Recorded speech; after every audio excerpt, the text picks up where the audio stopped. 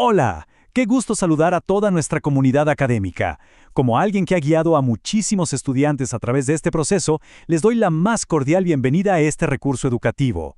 Hoy vamos a desmenuzar juntos un momento que, seamos sinceros, puede generar bastantes nervios, pero que es un hito absoluto en la vida universitaria: la defensa oral de su propuesta de investigación, ya sea para tesis o tesina. Vamos a ver los 32 componentes esenciales que necesitan dominar para salir triunfantes. Así que, ¡arranquemos! Bueno, para empezar, hagámonos esta pregunta central. ¿Qué hace que una defensa sea, digamos, verdaderamente brillante? A veces pensamos que con tener un tema súper original ya estamos del otro lado, pero la realidad es otra. En la academia, el éxito no depende solo de una idea bonita, sino de presentar una estructura rigurosa, evidencia de peso y una comunicación que sea excepcionalmente clara. Básicamente es cómo empaquetamos y presentamos ese conocimiento lo que termina por convencer a cualquier panel evaluador. Y para que todo este proceso sea súper fácil de digerir, estructuramos esta guía en 6 etapas: la introducción, el problema y la evidencia, la revisión literaria y el vacío, la metodología junto con la ética, unas recomendaciones prácticas clave y nuestro cierre. Empecemos con la primera fase: introducción a la defensa, la apertura y el contexto. Miren, los primeros minutos frente al panel lo son todo. Una apertura firme les da credibilidad instantánea. ¿Cómo lo hacemos? Empiecen con un saludo amable y agradezcan a los presentes. Luego, preséntense adecuadamente y no olviden mencionar a su mentor o lector, eso es clave. Después, presenten el título exacto y la agenda del día. Pero aquí viene el secreto: usen un gancho. Tienen que capturar la atención de inmediato y dejar clarísimo por qué este tema importa y por qué a ustedes les apasiona. Es un momento de brillar y mostrar compromiso con el conocimiento. Pasamos a la sección 2, el problema y la evidencia. ¿Y cómo vamos a delimitarlo? Aquí es donde entramos a la carnita de la propuesta. Todos empezamos reflexionando sobre algo que nos llama la atención en nuestro entorno, como vemos aquí en la imagen.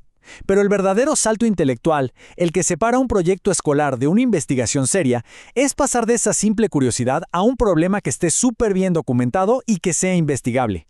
Y para dar ese salto, les comparto mi truco favorito: la fórmula brecha más consecuencia. Imaginen que alguien dice: «Ay, me interesa mucho la ansiedad estudiantil». Bueno, eso es un interés vago.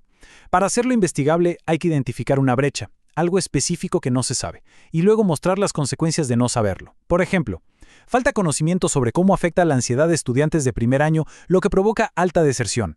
¡Boom! Ahí tienen un problema real. Fíjense cómo lo pone el mismísimo John W. Creswell. Un problema de investigación se presenta y se justifica. No se vale basarnos en corazonadas o en lo que nosotros creemos que pasa. Todo tiene que anclarse en evidencia, en cosas observables.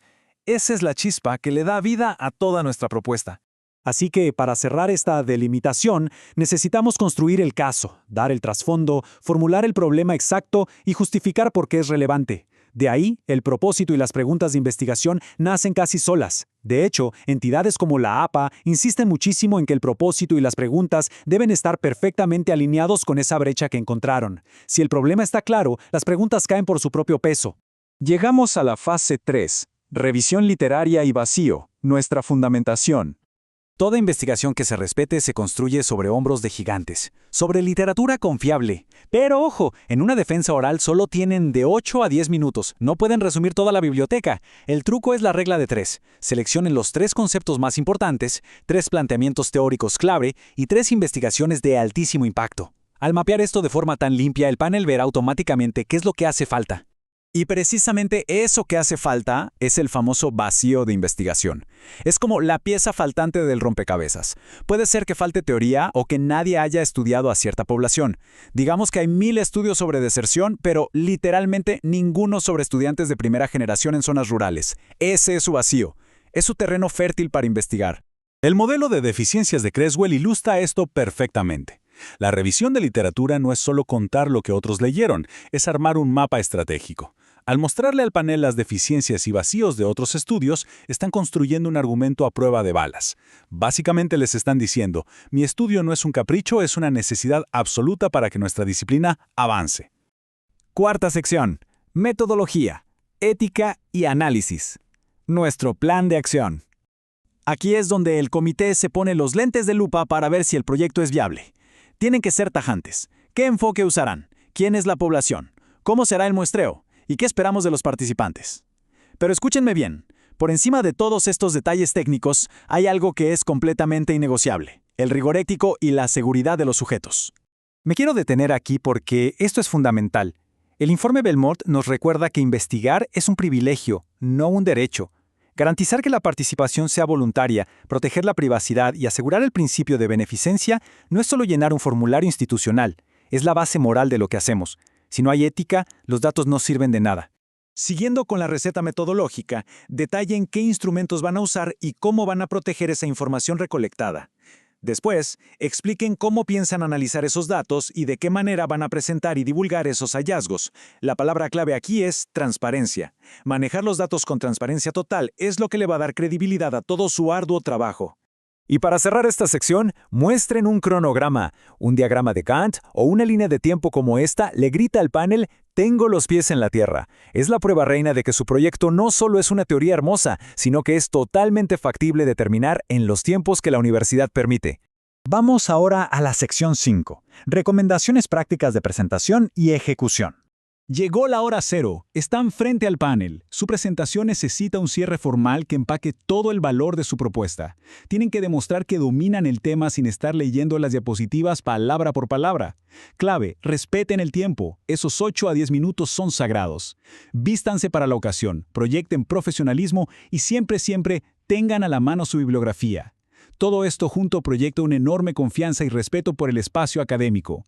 Y así llegamos a nuestra última sección: recapitulación y cierre. Hagamos un repaso rapidísimo. El éxito se sostiene en 4 grandes columnas. Primero, una apertura sólida que atrape. Segundo, un problema súper delimitado que nazca de un vacío real. Tercero, una metodología que sea metodológicamente impecable y éticamente intachable. Y cuarto, una presentación clara y profesional. Controlar estos 32 componentes es literalmente el camino a la excelencia académica. Antes de irnos, les dejo esta pregunta rondando en la cabeza. ¿Cómo va a transformar su investigación el entorno que les rodea? Miren, investigar nunca debería ser solo un trámite para graduarse. Es una herramienta poderosa. Cuando aplican rigor y ética a un problema real, tienen en sus manos el potencial de mejorar comunidades y de empujar los límites de lo que sabemos. Ese es el verdadero corazón de la universidad. Este recurso educativo se fundamenta en conocimientos provenientes de múltiples fuentes académicas, científicas e institucionales. Sin embargo, la iniciativa de crear este recurso educativo fue de la doctora Viviana Cruz McDougall, del Instituto Transdisciplinario de Investigación Acción Social, ITIAS, de la Universidad de Puerto Rico en Humacao.